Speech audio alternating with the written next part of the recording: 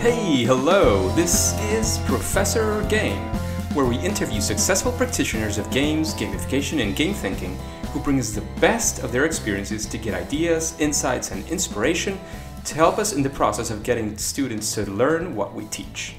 And I'm Rob Alvarez. I work at IE Business School Publishing, where we create interactive and engaging learning materials.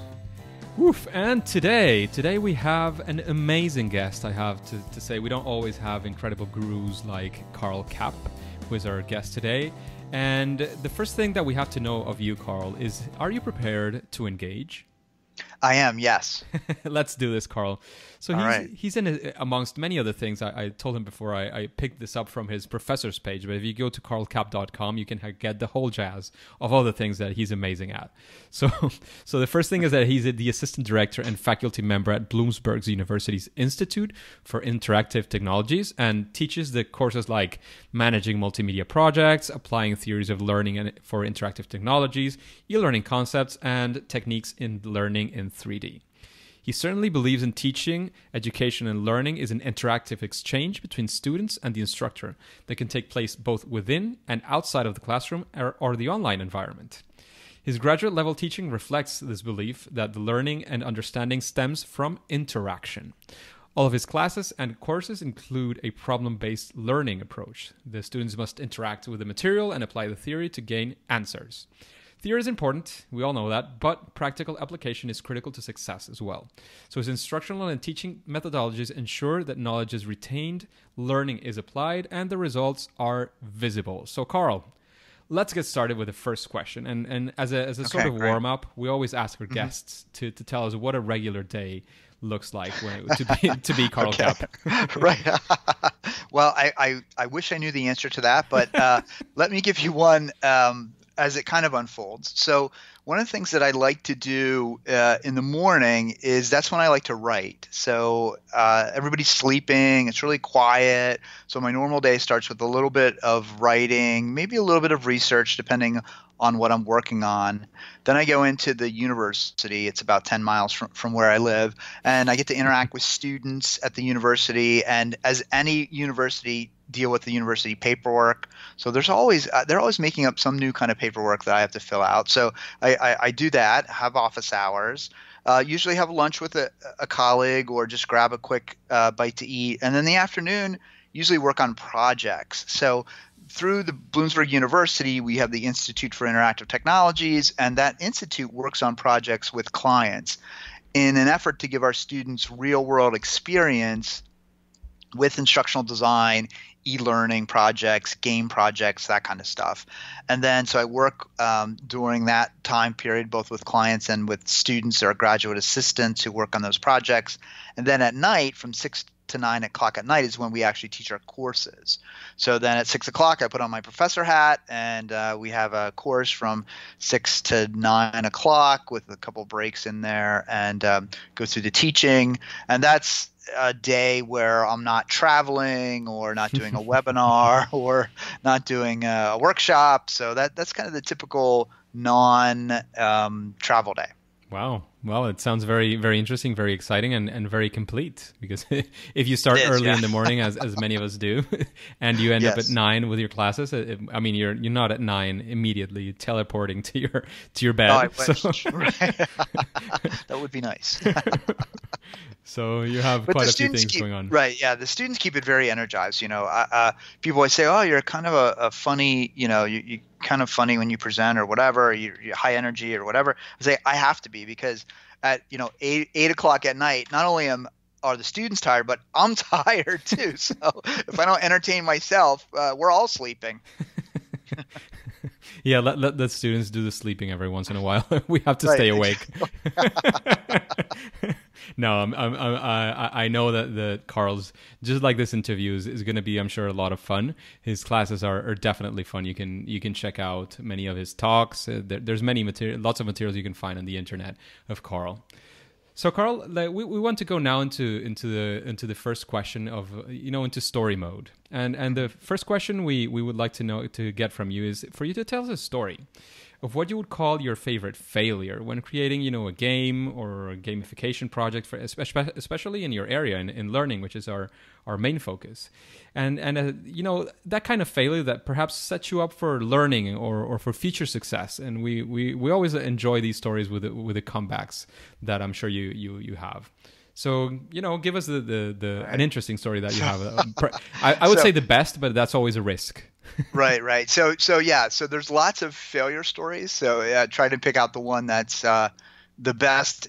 Would be a little bit difficult, but one I thought was really interesting. We were working with an online high school, actually a local high school to Bloomsburg, and they wanted a bunch of games, very simple games, really for terms and terminology. So I turned to a student and I said, "Hey, we want to create like kind of a hangman game. So it's where you fill the hangman and then you do kind of a definition of that." And kind of, gave them the assignment and kind of went on my way. It wasn't a big part of the project, but it was a small part of the project.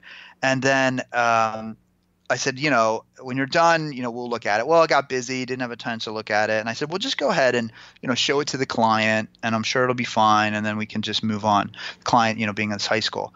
And I got a call from the client going, "Oh my goodness, that is totally unacceptable." And I'm like, "Well, what do you mean it's unacceptable?" And of course they said, "Well, did you look at what he drew?" And I'm like, "No." And they go, "Look at it." And it was the most hideous scarecrow I'd ever seen. It still gives me chills. It was such a grotesque creature that he had drawn. I'm like, "What were you thinking? Like, this cannot work." And it turned them so much off to Hangman that we couldn't even do a Hangman game. I'm like, "Well, let's do, we'll hang." No, it totally got us away from that. So we eventually talked them into, we had a game called, we flipped it around. So we had a caged Roadrunner, and we called the game Free the Roadrunner.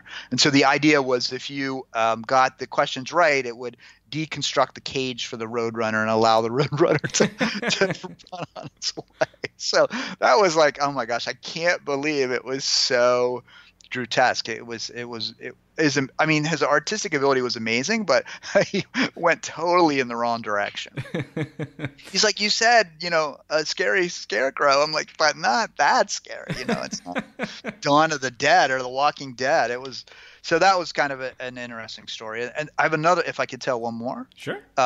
So we're working on this project and with this big company, and we said, "Hey, can we have the specs for your system?" And they said, "Sure." So they gave us the specs for their system, and then we started rolling it out to people to test it, and it wouldn't work on their platform. And we're like, "Well, I don't understand. You told us these were the specs. These were what we agreed upon in the contract and everything. So this should work." And they said, "Yeah, well, these are the specs for the new computers that we're handing out." I'm like, "Okay, well, how many people have those new computers?" They're like, 1% right now. We're going to roll it out over 3 months. I'm like, "Oh no." So we had to redo the whole platform to make sure that it would work on older computers, because we forgot to ask, well, how many people have this? So, kind of a typical technology mistake. But those are a couple stories that kind of at the moment stick out in my mind in terms of, pulling your hair out. Those are a couple. Yeah, there's a couple of things I would like to highlight from those stories. On the first one, instead of going for the learnings, which I will go into as well, that I had personally listening to you, the first one is the interesting approach of having, because of the characteristics of the class that you teach, and as you're teaching people to, in general, as I understand it, to do what you do. And at least that's the way I understood it. So they're like helping you to create your projects, and that's something that's extremely, I find it extremely interesting to involve people within their learning process to actually do the thing in a real life setting. Of course, then the learning came in, and probably you want to set up a bit more of controls over what your amazing students are doing, because again, his talent was great, what he did was great. However, the context is something that he didn't completely understand. So that's what I would like to highlight as a learning there. Exactly. And those are good learnings. Yeah, and on the other one, of course, the technology is always something you have to look out for, and I mean, many of the people listening to us might be experts or might not be experts in the technology, but as usual, just get the right information, get somebody who can help you out with the technology if it's something you need. It's what I would say. But what would you say are some key learnings that you got from those stories? Right. Karl? So yeah, those are good. So from the technology standpoint, I would say don't take the client's word at face value in terms of the technology, right? So they're like, oh yeah, we have these, do a little bit of your own investigation. I would definitely say that. And then the other thing I would say is develop for a level lower than what you think the technology they have. Because there's also, I can tell you stories about other clients are like, oh yeah, we have audio, of course, no audio. So you kind of have to be careful about that. And then for the story with the students kind of creating projects, and that's one of the things that at Bloomsburg we're really proud of, the fact that students work with us on projects with clients. And most of the time that works well, sometimes it doesn't. But to do exactly what you said, use that as a teachable moment. And I always tell the students, I say, look, if you make a mistake here, that's okay. You're not going to get fired. You lose the big contract. Everybody knows that the students are working on the project. So use this as kind of the time to explore and see what the parameters are, knowing that you can fail kind of in a safe environment. And if you think of it, it's a lot like games, right? Games allow you to fail in a safe environment, and our lab, our institute, is this safe environment for the students to fail in. And the beauty of that is then once they go out into the field and somebody says, well, how would you do this? They don't need to say, well, in the book we learned such and such and such and such. They can say, well, guess what? I drew this scary character and the client didn't like it, so I had to stay up all night redrawing it. So those are the kind of experiences that you can't get unless you actually do the work. Yeah, when you do the thing, you actually get to those experiences, and that's fantastic. That's why I wanted to highlight that side, because I do believe it's something that can be very, very useful. A previous guest, when we asked one of the questions, said, well, what you can do is get them to work on a real life project. I mean, of course, knowing that it's within the university, and give them something, give them product for them even to participate in a contest, see which of the products that they come up with is the winner, and they will actually implement it with their changes in the company or the NGO that they did before. So that's super interesting, and it's something that I believe in very much and apply it every time that we can. Right. No, I agree 100%. The more hands-on experience you can have, the better. So that's really a good way to think about learning. It's that hands-on experiential learning that really takes the student to the next level. Absolutely. So, Karl, the next thing that I would like to ask for you to give us as a story once again is what one of the biggest challenges that you faced. Maybe a client project, maybe in your teaching in the university. But you faced a challenge that you say, well, how do I do this? How do I approach this? And of course, you took out your toolbox and said, well, gamification, game-based learning, project-based learning, and how you faced that challenge and what you did to turn it into a success using gamification and game-based learning. Yeah, that's a great question. So I was working on a project for a company. So they wanted to teach their sales reps. They wanted to reinforce the sales skills. So they wanted to use kind of a branching simulation type of game. So I was working on a game called Zombie Sales Apocalypse, which was a video game basically. So we used Unity to create it, and we were working on it. And the client was getting colder and colder feet as the project progressed. So they're like, I don't know about fantasy, if that's really going to work. And so I kind of explained how fantasy allows for the suspended disbelief, how you can then not bring the baggage of, I already know how to sell with me. And, you could just go ahead and kind of implement it. And they're like, I don't know if they're going to have the right equipment. I mean, every meeting I was getting more and more worried, and they were backing more and more off. And I'm like, well, you kind of already paid for this and whatever. But the company had a reputation of, they would start down a project sometimes and then they would just abandon the project. And so I'm like, we really need to talk to these folks and get them. They were coming together for the sales meeting. So it was starting to get really kind of frustrated. And so finally I said to them, I said, well, okay, we're bringing everybody together for this game. We really want them to do role plays. What if we abandon completely the video game part of it because you're worried about, and there's a whole list of things. I said, why don't we do a card game? And they were like, taken aback. Like, what? Like, almost as if they didn't know that card games existed. I'm like, well, card games, I mean, they're a thing. We could do them. We could actually do a game with cards. We could do kind of a sales role play game. We could have one salesperson challenge another salesperson, and they could go through that game. And they're like, okay, well, let's see how that works. So I basically took some index cards, put together the game real quick, played it real quick, and they're like, oh yeah, this is going to work. And so totally changed the whole mood of the project, the whole direction of the project, the whole, I think, outcome of the project. Like I could literally see the color coming back into every one of their faces as they're like, yeah, we can do this. We can produce this. So sometimes I think, especially with gamification, people tend to think about technology and technology first solution. And a lot of what happens with gamification is made possible because of technology, right? We have an app and we can get things on our phone and that kind of stuff. But I think what we need to step back, and especially in a world where there's a lot of digital disconnect, people are connected digitally, but they're not connected. And there's nothing like sitting across from somebody in a card game or a board game and really connecting with them on a different level.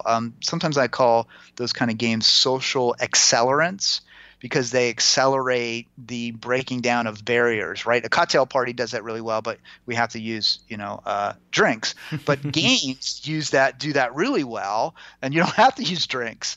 And you can get to know somebody, and pretty soon you're laughing and you're engaged. So we were able to really save that project by totally rethinking what it meant to do a sales game and approaching it in a totally different direction. And was really excited about that because it really turned out well. Everybody's anxiety level went down, and we found some of the salespeople actually playing the card game, that evening at the bar. Now, I can't guarantee they were playing the same game, but they were playing a version of the game with our cards. So I think the lesson, at least for me from that perspective, is really don't be beholden to a technology or an approach when you get the feeling that it's not really resonating with the culture of the implementation team or the company. That's fantastic, and this is something that has come up a couple of times before, and I love it because, as you said, when many people think about gamification, you think about straight off into video games, which are like huge production, millions of dollars that are involved, and that's fantastic. It's beautiful. I love video games. However, there's also other types of games, and it doesn't have to be technology first. I think that the main thing, and I think you'll agree with me, Karl, in gamification is the design, is the way you think about how you solve the problem, how you create engagement with your students, how you create engagement with if it's clients, how do you create engagement with your clients? And that could be in a digital sense in using a lot of technology, but it could be something that doesn't require either the budget nor the technology management that you could have in those kinds of projects, but it could be a card game. So that's something that I'm sure almost anybody in the audience could implement in a couple of days once you get your head around what you want to do with a card game. So I would like to ask you if you have any quick recommendations on somebody who's thinking, oh yeah, maybe I could do a card game. How would you tell them to get started when designing a card game? Right. Yeah. So and I couldn't agree with you more. I really think I think gamification is a design affordance. It's not a technology, right? It's an approach to creating instruction. So if you're creating a card game, one of the first things I would recommend is play lots of different card games. So people tend to play and like the games that only they play and like, right? So if you like Exploding Kittens, you tend to just play Exploding Kittens. But you've got to play Exploding Kittens. You've got to play Dominion. You've got to play Crazy Eights, you've got to play Uno. You got to play all kinds of different card games to understand the mechanics and the interaction of the game and which kind of core dynamic is going to work for the learning problem that you're trying to address. So you can't just create every card game and make it look like Go Fish, right? So you need some kind of or Apples to Apples is another big one, or Cards Against Humanity. Like how many learning games look like Cards Against Humanity? So kind of break out of those molds. But then once you do that, what you want to do is think about what kind of content that you want to teach and what actions you want the learners to take and what the learning outcome needs to be. So I kind of almost do that in parallel. I say, okay, what do I want the learners to be able to do and what kind of actions support what I want them to be able to do at the end of the game. So at the end of this game, for example, I wanted them to be able to correctly maybe open a sales call. So some of the scenarios we put were opening a sales call, but then we would have other cards where another player could challenge your opening so that you really had to hone the opening and make sure that the opening was the way that it needed to be. So kind of working through that. And then once you have the barest amount of content, play the game. I think one of the things that people get caught up, especially if you have an instructional design background, is we want to plan, document, and make everything perfect before we get started, right? Once it's perfect, then we'll go ahead and develop it. And games don't work like that at all. Games are very messy, which I guess is kind of why I'm sitting in my office surrounded by papers and all that kind of stuff. So I guess that's why I like games, because I'm very messy. So once you have the barest idea of what you want to do, go ahead and get a few people together and play the game. And you'll find out right away that you did not do a good job, which is okay. That's part of the process. And then modify and change the game as you're building it. So when we had this card game, we didn't poof the right card game right away. We had to play it a little while. We said, well, this can't work. And, the first version we had was actually kind of boring. You were just voting up and down if that was the right answer. We're like, that's not going to work. We need something else. So really, and it's great. You just take a deck of index cards, magic marker or highlighter, and, okay, these are all my red cards. Boom, I'll highlight. Don't even buy colored index cards. Just color them yourselves. And I also think there's something about that tactile experience of actually creating something like that adds to the creativity process. But I would definitely recommend just go ahead, grab the content, start playing the game, modify the game. Don't get in love with your idea. Feel free to change it. Play test it several times with a group of friendly folks. And then once you think you've got it, dress it up a little bit and take it to some people that have nothing to do with you, that don't like you, that barely know you, and let them play the game without your interference, and then you can find out if it's meeting the goals that you want it to do. So I would definitely say iterate in terms of building the card game, iterate in terms of getting your ideas out very rapidly and very quickly, and then start to hone your ideas during the process. It's not cascaded at all. It's very agile. That sounds fantastic, Karl, and this ties up pretty well with the next question that I like to make, and it's about if you have any sort of process when you design gamification for learning. I'm guessing it has a lot to do with what you've been describing up to now, but if you want to get into any more details and in a couple of minutes, that would be fantastic. Sure. So the first thing that we do if it's in a corporate setting is we make sure that we understand very explicitly what the corporate need is driving the learning need. I think a lot of times in organizations we forget that. We also then look, if it's an academic side, what is the academic outcome that I want the learners to have? And then I do this, and a lot of people kind of laugh, but I try to find out desperately if there's a non-gamification solution that might work. So for two reasons. One, I don't want to, everything isn't gamified as your answer. But two, if you can bulletproof why you're doing it this way, then eventually when you have to defend it, you'll be able to defend it. Too many times I've seen people go, talk about mistakes. People go, oh yeah, we decided to gamify that. I went to some conference or saw something and boom, so we gamified it. And that's a horrible reason to gamify something. So figure out, is it a motivational issue? Is it a usage issue? Is it an engagement issue? Is it an issue in terms of I want people to see the whole system? Like, why are you gamifying it? Then once you figure out why you're gamifying it, what the learning objectives are, then, as I said before, you kind of want to get something really skeletal done. And so then you start testing that skeletal idea. You go through multiple iterations. When I work with the team, one of the things that I have to remind everybody frequently is this is an iterative process. So we're going to be frustrated because we're not there yet. We're going to struggle a little bit. It's part of the process. When I do a game design workshop, and we have this procedure that I want people to do, and so we give them the task of creating a game. And literally I tell them, I said, for the first 15 minutes, you're going to sit there staring at a person across the table from you, not knowing what to do. Here's what you need to do, but you're still going to go through this process. And it's really interesting to watch. That happens again and again and again. And what the other thing is, as I said before, is play different games. People tend to, I play Monopoly all my life, so every game I create looks like Monopoly. That's not really – Monopoly's not the best game for every type of content. In fact, for a lot of content, Monopoly's not a good game. Or people go to Jeopardy, right? Jeopardy's, let's not use Jeopardy to solve problems. So there's different types of game approaches, and so you need to understand that a little bit, and you understand that by playing different kinds of games. And then once I do that, go through the testing process, then we always pilot it with a small subgroup, because no matter how good you think you are or that small group, if you don't pilot it, you will learn things that you never knew that you needed to know. So piloting and then launching it to the big group. So the other thing I'll say is, when you ask reviewers for feedback, give them areas of feedback that you want, right? So, you don't want feedback like, we don't like the color blue. Well, I don't care if you don't like the color blue. I don't like the color purple, right? So that's not really feedback that's helpful.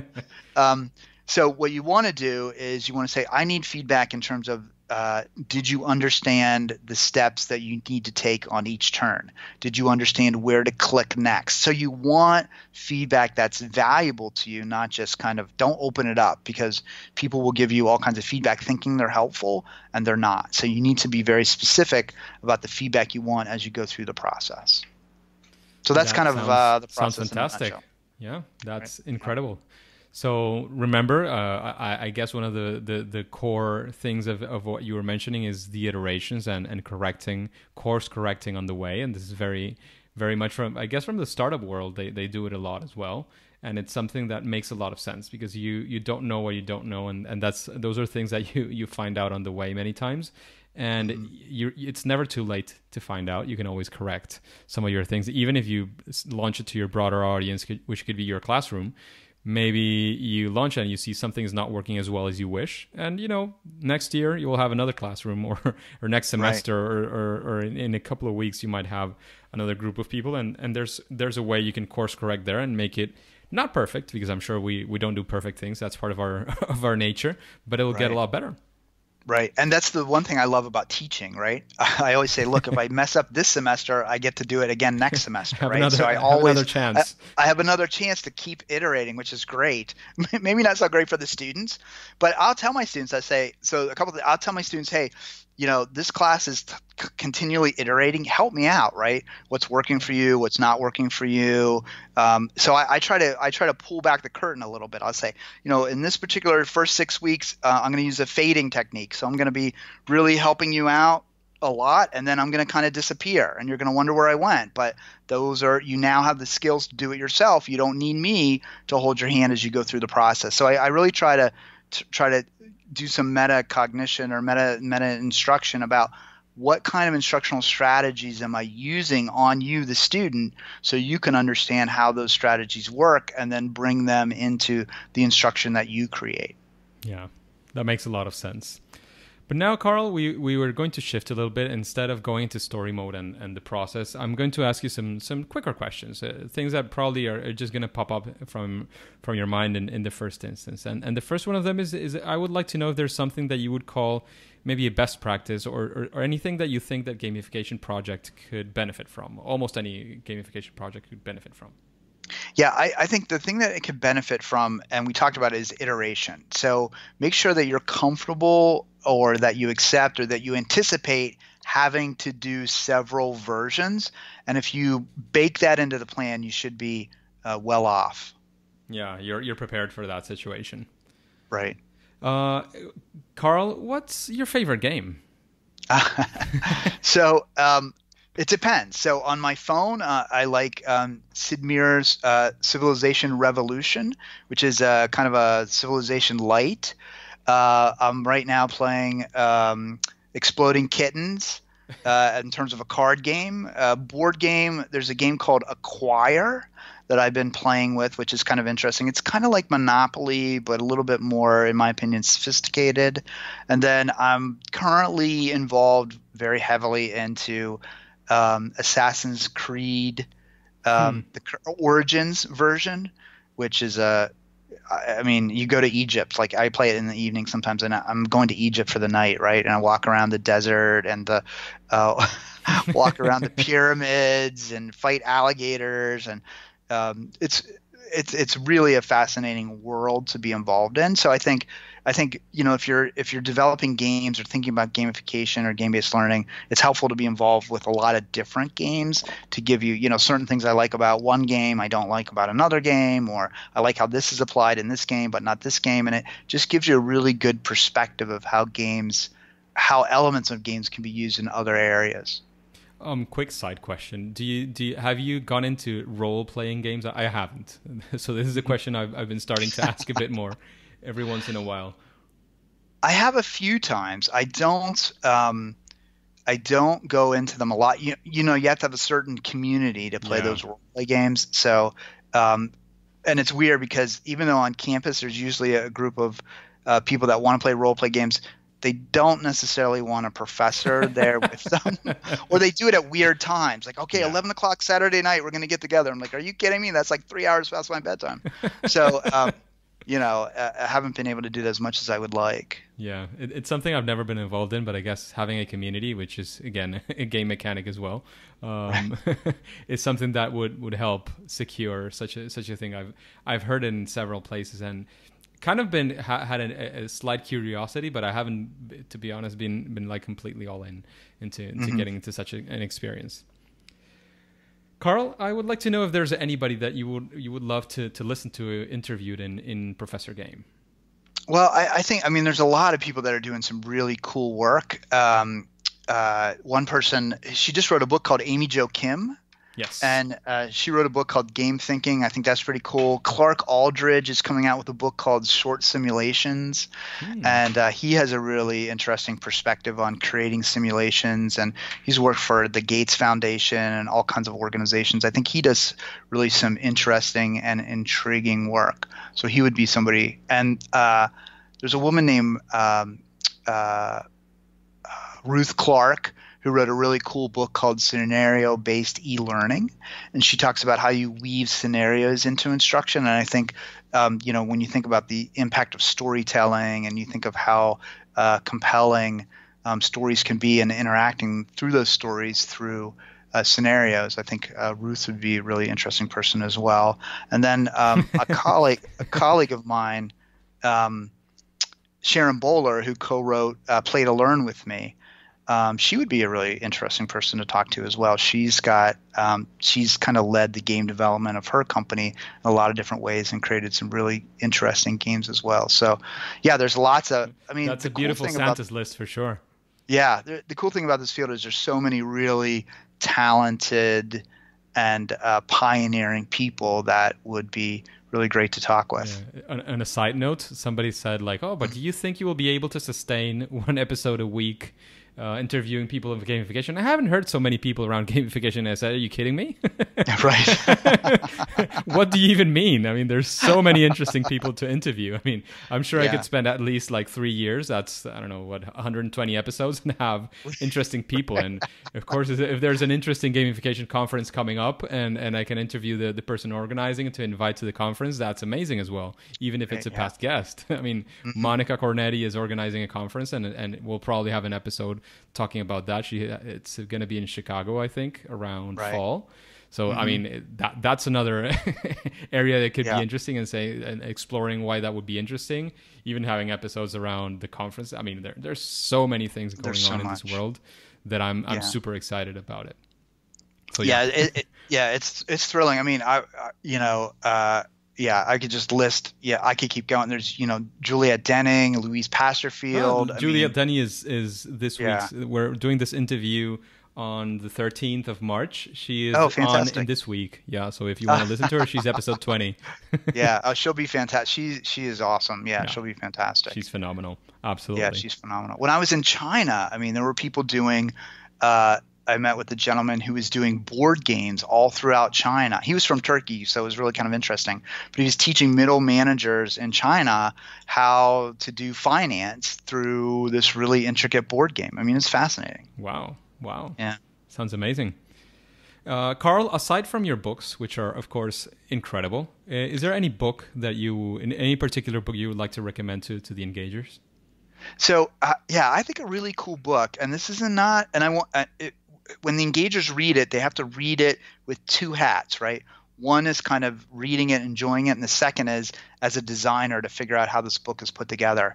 But there's a book called S, just like the big letter S. It's called The Story of S, by J.J. Abrams and Doug Durst.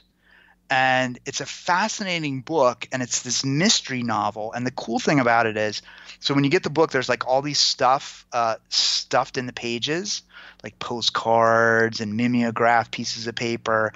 And in the margins of the book is this story between this man and this woman who are exchanging this book in a library and writing letters to each other, notes to each other in the margins.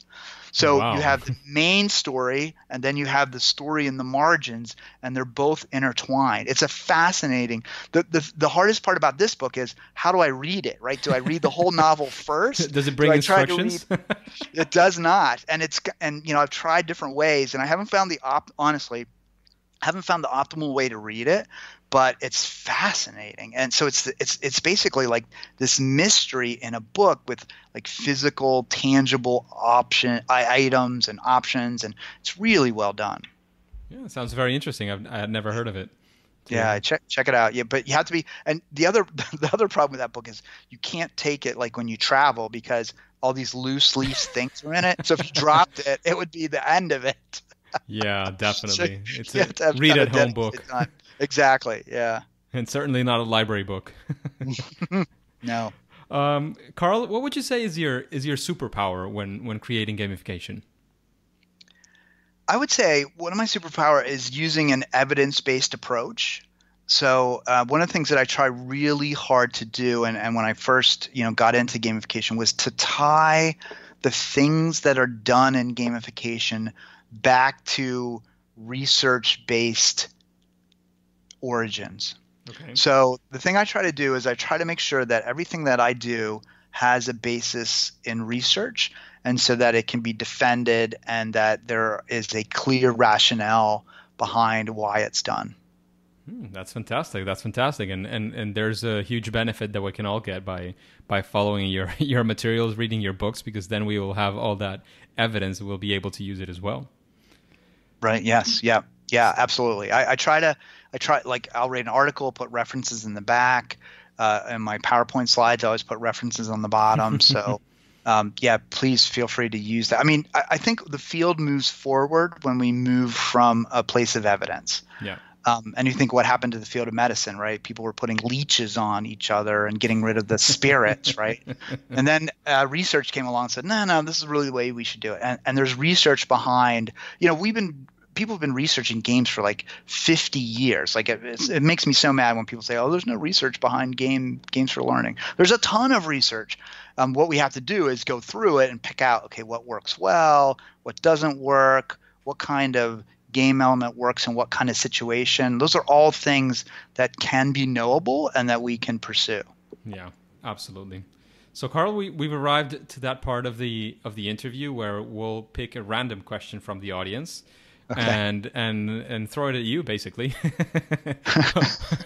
All right. Hope you're good at baseball and catching it. So, no, just kidding. So I'm gonna pick it from here. Okay, there you go. This one looks interesting, and I think you will be pretty well equipped to answer it. So it says, how does the brain work when learning new things? How can we relate this to games and gamification? So it's a broad question for sure. Wow, that is a broad question. Yeah. So, but I found it quite beautiful, and that's why I left it there, because I do think it can be quite interesting to get your perspective on this. Right. So I mean, I think one of the things that I think games work really well in terms of the brain. So one of the things the brain likes to do is, well, there's a couple things. One, the brain likes patterns. So the brain is always looking for patterns and finding patterns even when patterns don't exist. So you can definitely leverage that in terms of a game. The brain is also looking for anchoring new knowledge to past knowledge. So if you can have a game where you have a few references, like let's say you're teaching a new manager, new techniques. Well, if you create a game that anchors in some techniques that the manager already knows or is already comfortable with, then you can leverage that into the new experience for the learner who's playing the game. So I think as the brain processes information, and the brain's not – it's not exactly like a computer. A lot of people say, oh, you input, output.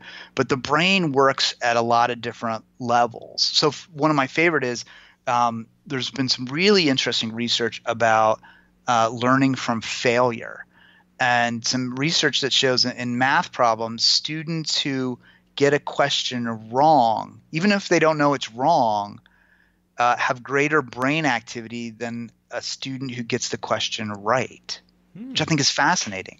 Yeah. So the idea or the thought is that little bit of struggle of trying to figure out what the right answer is causes neural synapses to fire, and that's what causes additional brain activity. So I think that's really kind of a fascinating – and that's where you learn for sure. Right. Exactly. There's a thing called desirable difficulty. And desirable difficulty is where we want the learner to struggle because that struggle leads to greater learning than just kind of the hand-holding that we're used to. And if you think about it personally, your greatest learning experience ever probably came after struggle, and then all of a sudden like the aha moment. But if you just get something really easily, the chances of it staying with you forever might not be as well as if you struggle to get it and to understand it. So I think we can create – I think it's okay for us to create learning activities in games and gamification where people struggle a little bit, and people are okay with that because it's growing the brain. It's that desirable difficulty. It's linking to what we already know, but then taking the next step and – to something that we don't know. So I think all those elements can play in really well as we think about growing the brain. There's other research that shows that I thought this was interesting from a story perspective. They did MRIs on people reading a story and found out, if you're reading about problem solving, the area in your brain that is used for problem solving lights up on the MRI. If you're reading about somebody running, the area in your brain that has to do with running lights up. So it's almost as if your brain is kind of practicing what needs to be done as it hears those elements of the story. So I think there's a lot going on in our brains that can really be leveraged by, games, gamification, engagement, and putting together the puzzle pieces. I think modern education does too much of giving you content and ideas and information and not enough of letting you kind of grow your own ideas, own thoughts, and own approaches. Yeah, it's certainly a topic I'm very passionate about, and how many things can be changed and improved in education. But we'll have time for that another day because we're closing up the interview today. I'm afraid because I could spend all day talking about this, especially with somebody like Karl. But I would like to know if there's any advice you would like to give to our listeners. Anything else that you would like to add to this interview? How can we connect with you? And then we'll say game over. Okay, great. No, so my advice is to, as always, is to play lots of games. You can't really understand games by watching somebody play the game. You've got to go out and do it. The second is embrace failure. It's part of the learning process. It's probably one of the most valuable parts of the learning process. And then reflect on your failure. That's not fun to do, but we learn a lot from reflection. In terms of getting in touch with me, I'm on LinkedIn. If you just put Karl Kapp, you'll find me on LinkedIn. I'm on Twitter. Twitter is a good place to get in touch with me. It's at KKAPP at Twitter. And you can email me at karlkapp.com to get in touch that way. I've got some lynda.com courses and some books, as you've mentioned, and lots of resources. I try to put as much out there as I can. So please take advantage of that. Yeah, definitely. Karl's very generous in that sense, and please take on his offer of getting some of his content and digesting it, because there's a lot of interesting things to get. So thank you very much, Karl, for this interview, for your time, for all your knowledge, all the interesting ideas that you're helping spread. And it's time to say game over. All right. Thanks. Thanks to you. Hey, Engagers, thank you for listening to Professor Game Podcast. I hope you enjoyed this interview with Karl Kapp. And it's been 25 episodes now. Wow, I'm really happy to make it this far. Well, they say that podcasts that are there to stay really commit after around 25 episodes. So here I am, and continue to be committed to you, Engagers. And we are making a 1-minute survey. I would love to hear from you. So please go to professorgame.com/survey25. That's SURVEY25, the numbers.